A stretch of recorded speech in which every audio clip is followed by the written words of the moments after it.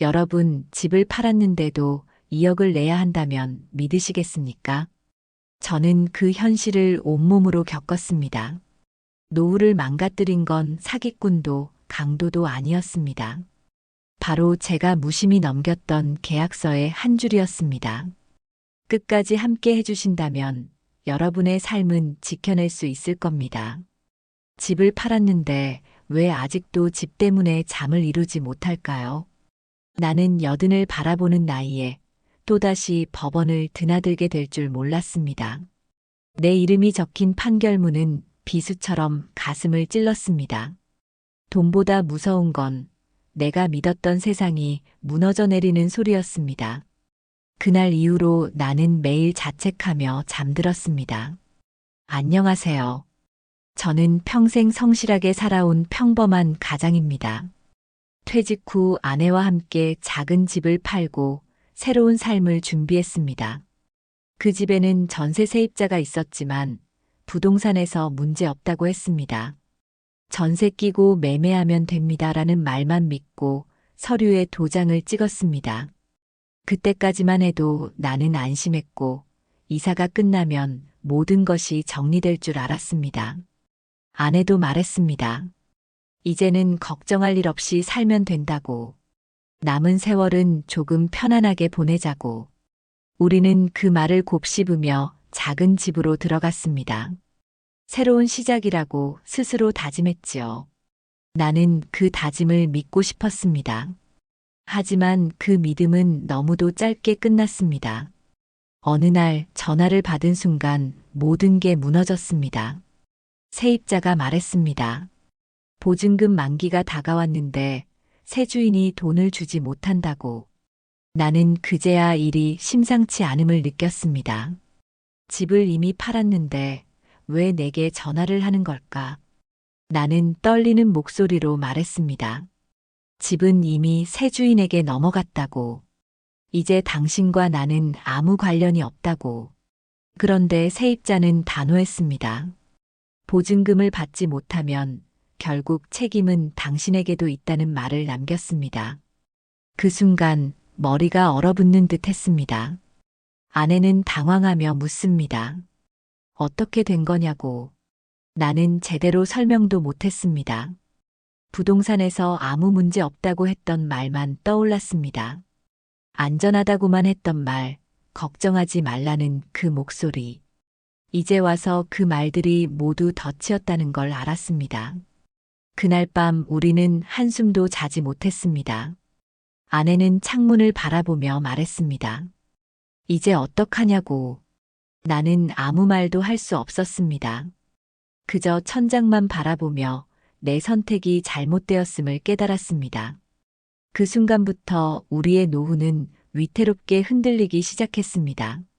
집을 팔았는데 왜 또 법정에서 내 이름이 불려야 합니까? 나는 팔았으니 끝난 줄 알았는데 세상은 그렇게 호락호락하지 않았습니다. 세입자는 더 이상 새 주인에게 따지지 않았습니다. 그의 눈은 곧장 우리를 향했습니다. 내가 책임자라는 듯 서류 봉투를 들고 찾아왔습니다. 그날 초인종 소리가 유난히 날카로웠습니다. 문 앞에 선 세입자의 얼굴은 분노로 굳어 있었습니다. 그는 서류를 내밀며 말했습니다. 보증금을 받지 못했으니 당신들이 책임지라는 내용이 적혀 있다고. 내 손이 떨려서 봉투조차 제대로 잡지 못했습니다. 아내는 세입자에게 사정을 말했습니다. 이미 집을 넘겼고 우리에겐 권리도 의무도 없다고 했습니다. 하지만 그는 웃음을 터뜨리며 말했습니다. 법은 그렇게 간단하지 않다고. 판결이 나면 우리도 책임에서 벗어날 수 없다고. 그 순간 바닥이 꺼지는 듯한 절망이 밀려왔습니다. 나는 서둘러 부동산을 찾아갔습니다. 그 자리에서 중개인에게 소리쳤습니다. 왜 아무 문제 없다더니 이런 일이 생기냐고. 그는 고개를 돌리며 말했습니다. 계약서에 다 적혀 있지 않느냐고. 전세금 반환 책임은 결국 매도인도 질 수 있다고. 나는 그 문장을 처음 보는 듯 읽었습니다. 그동안 서명만 하고 눈길조차 주지 않았던 글자들이 이제는 내 목줄이 되었습니다. 아내는 내 손에서 계약서를 빼앗듯 들여다봤습니다. 그리고 차갑게 말했습니다. 당신은 왜 확인도 안 하고 도장을 찍었냐고. 그 목소리에 내 가슴은 더 깊이 무너져 내렸습니다. 며칠 뒤 법원에서 등기가 날아왔습니다. 세입자가 우리를 상대로 소송을 제기한 겁니다. 그 종이 위에는 분명히 내 이름이 적혀 있었습니다.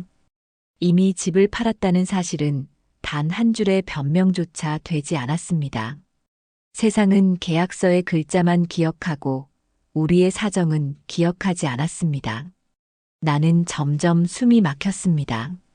퇴직금으로 버티는 생활에서 2억이라는 돈은 감히 상상조차 하기 힘들었습니다. 아내는 밤마다 창가에 앉아 울었습니다. 손주에게 줄 선물 하나 사주지 못한 채 우리는 빚더미 위에 앉아 있었습니다. 그 눈물이 내 죄책감을 더 무겁게 짓눌렀습니다. 그리고 어느 날 변호사 사무실에서 들은 말이 내 귀를 찔렀습니다. 집을 팔았더라도 세입자가 보증금을 못 받으면 당신도 채무자라고. 원칙이 그렇다고, 법이 그렇다고, 아무리 억울해도 바꿀 수 없다고. 그 말은 돌덩이처럼 가슴을 눌렀습니다. 나는 그날부터 매일 자책하며 살아야 했습니다. 집을 팔았는데 왜 판 사람이 채무자가 되는 겁니까? 나는 판사가 읽는 문장을 귀로 들으며 몸이 굳어버렸습니다. 내 이름 옆에 보증금 반환 의무라는 글자가 새겨졌습니다.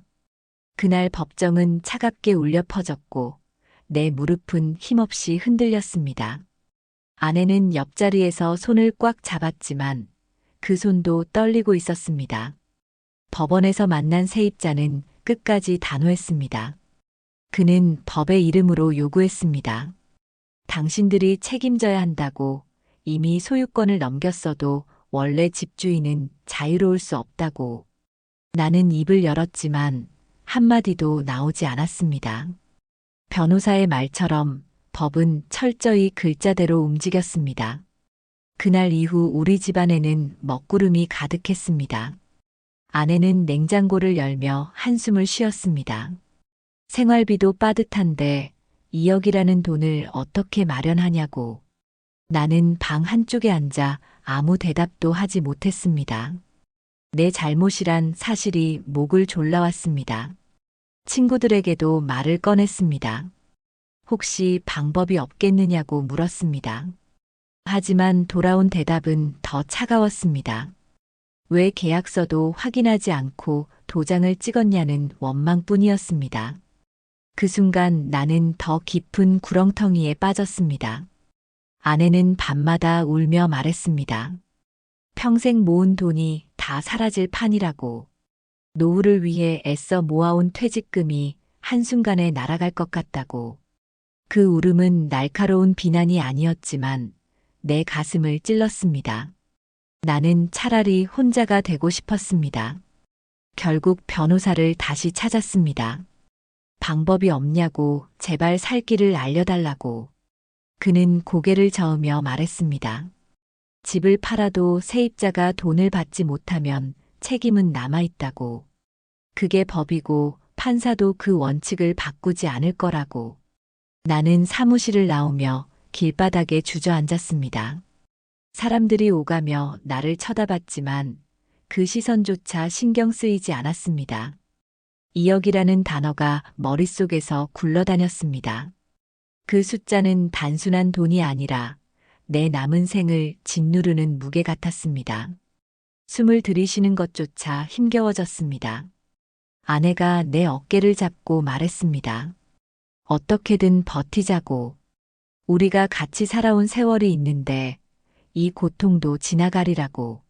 나는 그 말에 고개를 끄덕였지만 마음은 무너져 있었습니다. 앞으로 닥칠 폭풍을 견딜 힘이 남아있지 않았습니다. 집을 팔고도 또다시 돈을 내놓으라니 이게 과연 정의입니까? 나는 판결문을 다시 펼쳐보며 주먹을 움켜쥐었습니다. 글자 하나하나가 내 가슴을 짓눌렀습니다. 채무자라는 낙인이 내 이름 위에 찍혀 있었습니다. 그 순간 세상이 나를 배신한 듯 했습니다. 아내는 부엌 식탁에 앉아 눈물을 훔쳤습니다. 이제 손주 용돈은커녕 약값도 못 챙기게 생겼다고 했습니다. 나는 아무 대꾸도 못하고 서류만 내려다봤습니다. 내 손끝에서 떨어지는 땀이 종이에 번졌습니다. 책임을 피할 길은 어디에도 없었습니다. 가족회의가 열렸습니다. 자식들에게 도움을 청해보자는 말이 나왔습니다. 하지만 아들은 냉정하게 말했습니다. 그건 아버지가 감당해야 할 문제라고. 이미 팔았다면서 왜 다시 얽히냐고. 그 말은 칼처럼 날아와 내 가슴을 찔렀습니다. 딸도 차갑게 말했습니다. 무턱대고 도장 찍은 게 잘못 아니냐고. 이제 와서 왜 가족에게 짐을 지우냐고. 나는 고개를 떨군 채 아무 소리도 못했습니다. 그 순간 나는 더 이상 가장이 아니었습니다. 아내는 내게 분노를 쏟아냈습니다. 평생 모은 돈을 허망하게 날려버린 게 당신 탓이라고. 이제 노후는 끝났다고. 나는 벽에 등을 기댄 채 그 말을 다 받아냈습니다. 그 비난조차 감당해야 할 몫이라 여겼습니다. 은행을 찾아가 보았습니다. 대출을 받을 수 있냐고 물었습니다. 직원은 고개를 저었습니다. 나이도 많고 담보도 없다며 불가능하다고 했습니다. 나는 창구 앞에서 한참을 서 있다가 겨우 발걸음을 옮겼습니다. 변호사는 마지막 희망조차 꺾어버렸습니다. 항소를 해도 결과는 달라지지 않을 거라고 했습니다. 2억은 반드시 갚아야 한다고 못 박았습니다. 그의 단호한 목소리는 돌처럼 무거웠습니다. 나는 그 자리에 앉아 숨을 고르며 눈을 감았습니다. 집으로 돌아오니 아내는 창문을 닫고 있었습니다. 겨울 바람이 스며들지 않게 막으려는 모습이 애처로웠습니다. 그 뒷모습을 보며 나는 차라리 내 목숨을 걸고 싶었습니다. 이 빚 앞에서 더 이상 서 있을 힘조차 없었습니다. 그러나 아직 끝낼 수 없다는 마음이 남아 있었습니다. 그날 밤 나는 방 한가운데 앉아 있었습니다. 서류 봉투가 눈앞에 놓여 있었습니다. 나는 손으로 그 위를 쓰다듬으며 속으로 중얼거렸습니다. 이 종이가 내 노후를 송두리째 삼켜버렸구나. 그러나 언젠가 반드시 끝을 보겠다고 다짐했습니다. 집을 팔았는데 왜 또다시 내 손으로 돈을 내놔야 합니까? 나는 은행 창구 앞에서 통장을 들여다보며 숨을 삼켰습니다. 숫자는 무자비하게 줄어들 준비를 하고 있었습니다. 퇴직금의 마지막 흔적이 사라질 순간이 다가왔습니다. 내 손끝이 얼어붙은 듯 움직이지 않았습니다. 아내는 옆에서 나를 재촉했습니다. 이제는 결정을 내려야 한다고 말했습니다. 더 버티면 더 큰 화가 닥칠 거라고 했습니다. 나는 고개를 끄덕였지만 눈은 바닥을 향했습니다. 내 자존심은 이미 부서진 돌처럼 흩어져 있었습니다. 집으로 돌아오는 길은 길고도 무거웠습니다. 거리에선 사람들의 웃음소리가 들렸습니다. 그 소리는 내 귀에 비수처럼 꽂혔습니다. 나는 세상에서 홀로 버려진 사람 같았습니다. 아내는 내 팔을 꼭 잡으며 아무 말도 하지 않았습니다. 밤이 깊자 우리는 마주 앉았습니다. 아내는 눈물을 닦으며 말했습니다. 이제는 방법이 없다. 내일 당장 정리하자. 아이들에게 기대하지 말자. 우리가 책임져야 한다. 그 목소리는 체념과 결심이 섞여 있었습니다. 나는 마지막으로 한 번 더 변호사에게 전화를 걸었습니다. 혹시 다른 길이 없냐고 물었습니다. 그는 짧게 대답했습니다. 없다. 이제는 지불밖에 없다. 그 말은 문을 닫는 소리처럼 내 귀에 울렸습니다. 나는 수화기를 내려놓고 한동안 멍하니 앉아 있었습니다. 다음 날 아침 은행에 다시 갔습니다. 창구 직원은 서류를 내밀며 도장을 요구했습니다. 나는 손을 떨며 도장을 찍었습니다. 종이 위에 작은 도장이 내 인생을 갈라놓는 것 같았습니다. 그 순간 모든 게 끝났다는 허무가 밀려왔습니다. 2억이라는 돈이 빠져나갔습니다. 내 이름이 기록된 장부는 더 이상 내 것이 아니었습니다. 세입자는 고개를 끄덕이며 자리를 떠났습니다. 나는 그 뒷모습을 바라보며 무너져 내렸습니다. 억울함도 분노도 이제는 힘을 잃었습니다. 집으로 돌아온 나는 의자에 앉아 있었습니다. 아내는 옆에 앉아 조용히 내 손을 잡았습니다. 우리는 서로를 보며 아무 말도 하지 않았습니다. 그 침묵 속에 모든 감정이 담겨 있었습니다. 슬픔도 분노도 체념도 다 들어 있었습니다. 그날 밤 나는 스스로에게 약속했습니다. 다시는 글자를 가볍게 보지 않겠다고. 계약서 위 작은 문장 하나가 사람의 삶을 뒤집을 수 있다는 걸 알았으니까요. 이 교훈은 돈보다 더 무겁게 내 가슴에 새겨졌습니다. 나는 그 무게를 평생 안고 살아야 한다고 생각했습니다. 2억을 내줬는데 왜 내 삶은 여전히 무너져 있을까요? 나는 돈을 잃은 게 아니라 존재 자체를 빼앗긴 듯 했습니다. 통장 잔액은 바닥을 드러냈고 노후의 꿈은 종이장처럼 찢어졌습니다. 내 이름 위에 찍힌 도장은 아직도 눈앞에 선명했습니다. 그 도장은 단순한 도장이 아니라 내 인생을 심판하는 낙인이었습니다. 아내는 며칠 동안 말을 잃었습니다. 밥상을 차려도 젓가락이 오르지 않았습니다. 그녀의 눈동자에는 깊은 피로와 체념만이 남아 있었습니다. 나는 그 눈빛을 바라볼 때마다 가슴이 찢어졌습니다. 사랑하는 사람에게 고통만 안겨준 내가 원망스러웠습니다. 이웃들은 속삭였습니다. 집을 팔고도 돈을 내줬다니 이해가 되지 않는다고 했습니다. 어떤 이는 바보 같은 짓이라고 했습니다. 나는 그 말들이 틀리지 않다는 걸 알았습니다. 그러나 내겐 선택지가 없었다는 사실만이 남아 있었습니다. 밤이면 잠을 이루지 못했습니다. 눈을 감으면 숫자가 떠올랐습니다. 2억이라는 무게가 가슴 위에 올라앉아 숨을 막았습니다. 벽지의 얼룩조차 돈처럼 보여 눈을 돌렸습니다. 나는 내 집이 아닌 감옥 속에 있는 죄수 같았습니다. 아들은 한동안 연락을 끊었습니다. 내가 무책임했다고 생각한 눈빛이 아직도 선명합니다. 딸은 전화로 말했습니다. 이제는 제발 조심하시라고. 그 말은 걱정이었지만 동시에 원망이기도 했습니다. 나는 아이들에게도 더 이상 기댈 수 없음을 깨달았습니다.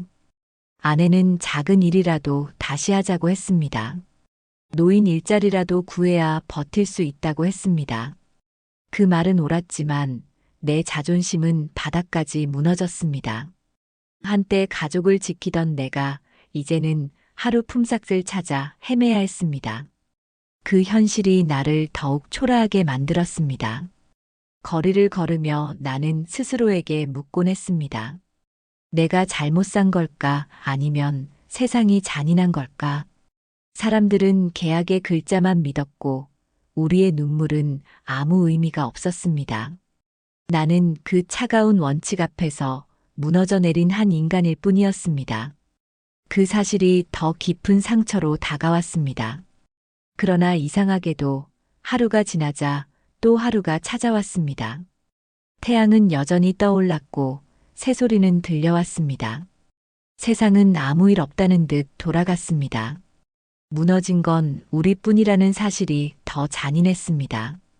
나는 그 속에서 다시 살아야 한다는 현실을 마주해야 했습니다. 그날 밤 아내가 내 손을 잡고 말했습니다. 우리가 잃은 건 돈이지만 아직 서로가 남아있다고. 그 목소리에 눈물이 솟구쳤습니다. 모든 걸 잃었지만 최소한 함께 울어줄 사람이 곁에 있다는 게 다행이었습니다. 나는 그 순간 작은 희망의 불씨를 발견했습니다. 2억을 잃고도 내가 다시 살아야 하는 이유는 무엇일까요? 나는 무너져 있던 몸을 일으켜 세우며 스스로에게 물었습니다. 더 이상 울 수만은 없다는 생각이 들었습니다. 눈물이 삶을 돌려주지 않는다는 걸 이제야 알았습니다. 그래서 나는 작게라도 다시 움직이기로 했습니다. 아내가 먼저 발걸음을 떼었습니다. 복지관에서 할 수 있는 일을 알아보자고 했습니다. 나는 처음엔 고개를 저었습니다. 나이 들어 일하는 게 부끄럽다고 했습니다. 그러나 아내는 단호하게 말했습니다. 살기 위해서라고. 그 말에 나는 다시 마음을 다잡았습니다. 작은 일자리라도 괜찮다고 생각했습니다.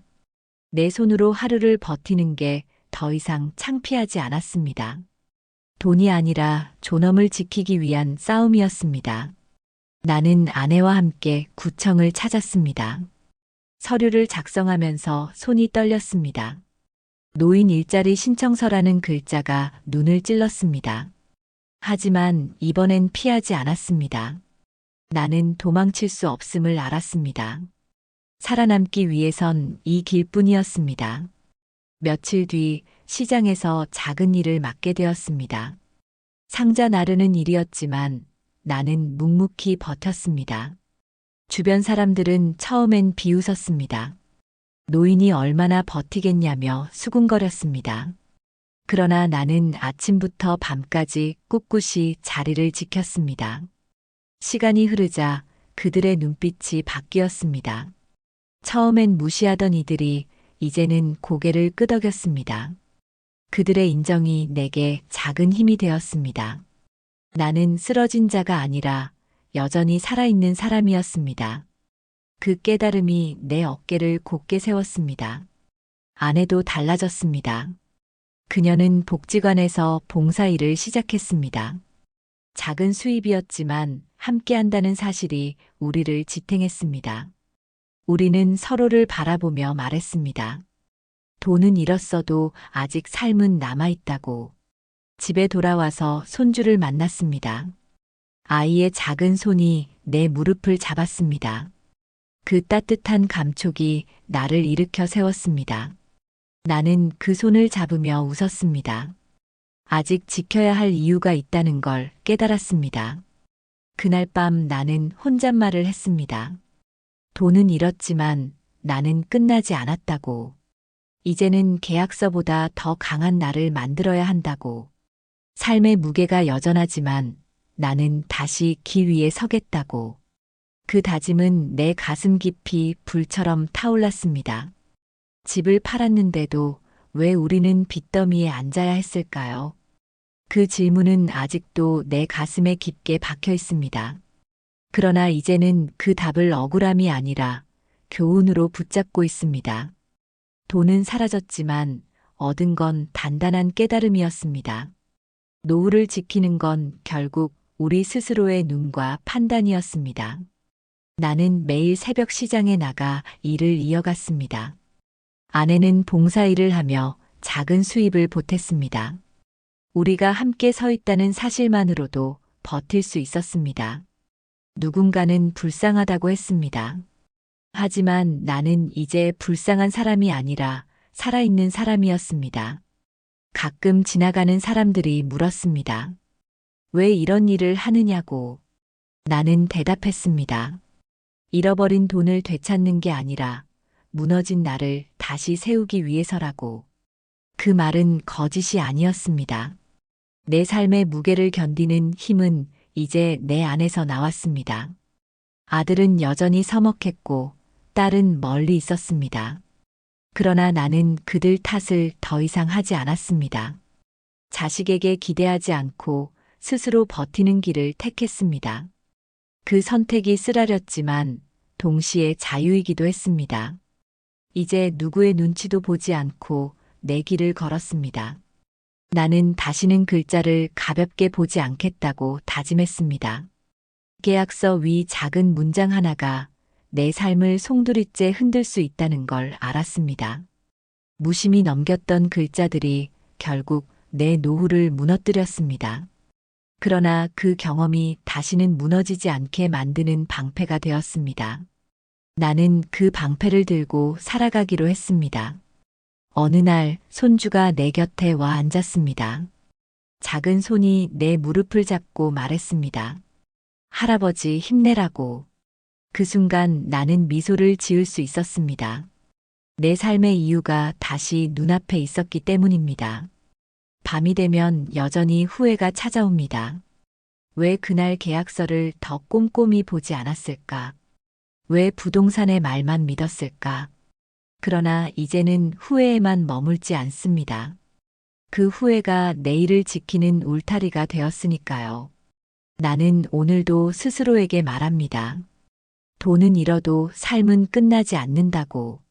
법과 계약은 냉정하지만 인간의 마음은 여전히 따뜻하다고. 내가 가진 마지막 재산은 함께 울고 웃는 사람이라는 걸 알았다고. 그래서 나는 다시 하루를 살아낼 수 있습니다. 집을 팔았는데도 결국 2억을 내야 했습니다. 저는 돈을 잃었지만 더 큰 교훈을 얻었습니다. 계약서 한 줄이 인생을 바꿀 수 있다는 사실을요. 여러분은 절대 저와 같은 실수를 반복하지 마시길 바랍니다. 제 경험이 도움이 되셨다면 구독과 좋아요로 함께 해주시길 부탁드립니다.